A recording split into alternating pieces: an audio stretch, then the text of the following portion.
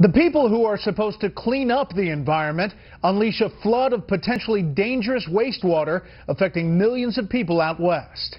This is Special Report.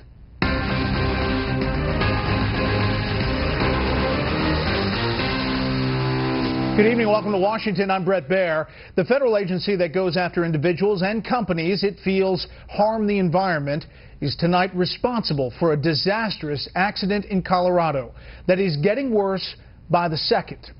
In fact, in the time it took me to just read that sentence, almost 100 gallons of contaminated water poured into a major western river.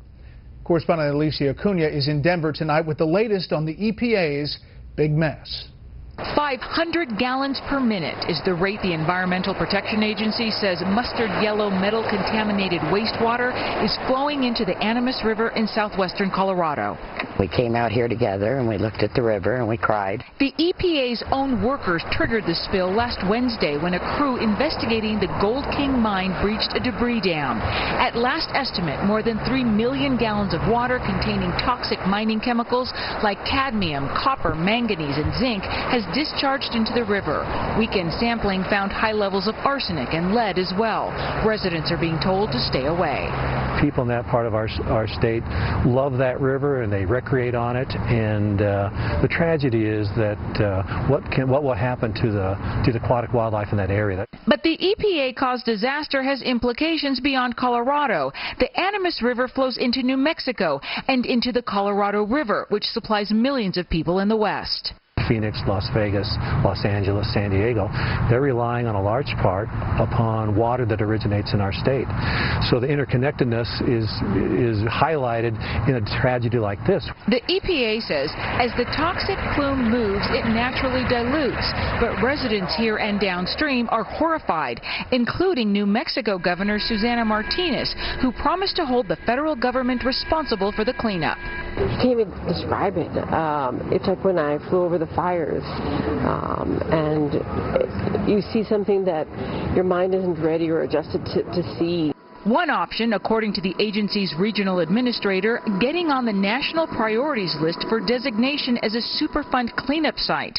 Today, Colorado Governor John Hickenlooper declared a state of disaster emergency where the blowout originated and downstream. Residents don't feel confident in the EPA's assurances. My first concern is the next generations and what they're walking into.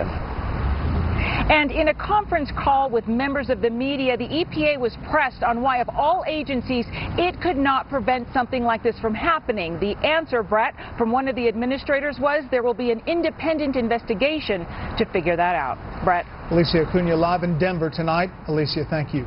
The suburban St. Louis city of Ferguson is on edge again tonight in a grim case of deja vu.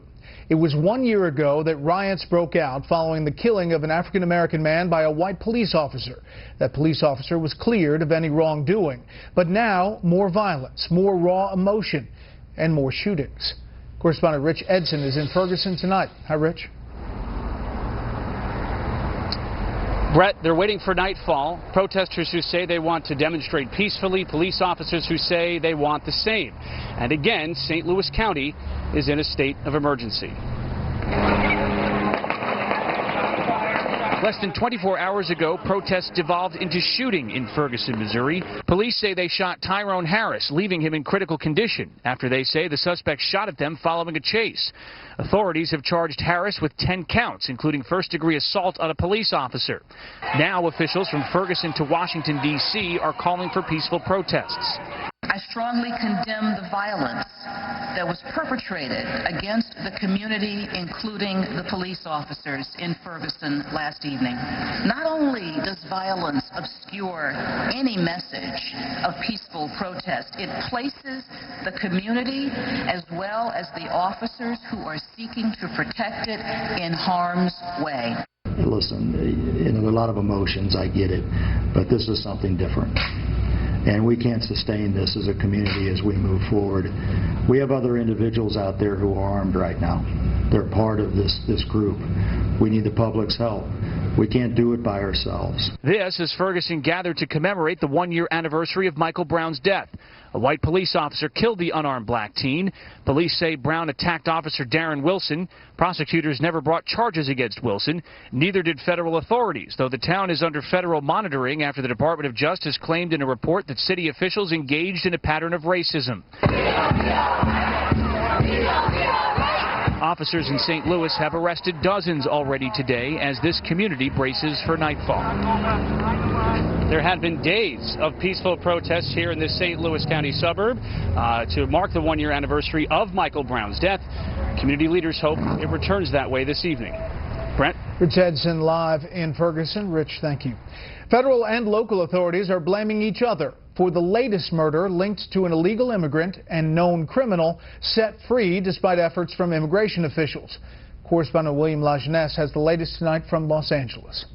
I am not remiss to say that from Washington, D.C. to Sacramento, there's a blood trail into the bedroom of Marilyn Ferris. Santa Maria Police Chief Ralph Martin says the murder of Air Force veteran Marilyn Ferris is a direct result of President Obama and California lawmakers' failure to enforce immigration law. It starts at the very top, and it's not going to get fixed until it gets started at the top and reaches the lower levels. Ferris was asleep when police say Victor Ramirez broke into her house, tortured, sexually assaulted, and beat her to death with a claw hammer.